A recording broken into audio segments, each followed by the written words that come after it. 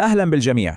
لما نقرأ القرآن ممكن نمر على ذكر الألوان وما نعطيها أهمية كبيرة، لكن هل فكرنا مرة إن الألوان دي ممكن تكون لغة بحد ذاتها، لغة رمزية تكشف معاني أعمق بكثير من مجرد الوصف؟ في الشرح ده هنحاول نفك شفرة هذه اللغة المدهشة. يلا بينا نبدأ. سؤالنا الأساسي اليوم هو: هل ممكن لون واحد يرمز لأقصى درجات الفرح وفي نفس الوقت يرمز للدمار الشامل؟ السؤال ده هو مفتاحنا لفهم لغة الألوان العجيبة في القرآن. رحلتنا هتبدأ مع لوحة الازدواجية. هنستكشف أول 3 ألوان ذكرت في القرآن وإزاي بتحمل جواها معاني متناقضة تماماً، بشكل يخلينا نقف ونتأمل. نبدأ باللون الأصفر، وهو أول لون تم ذكره في القرآن. ممكن يبان لون بسيط ومشرق، لكن صدقوني دلالاته هتفاجئنا بعمقها.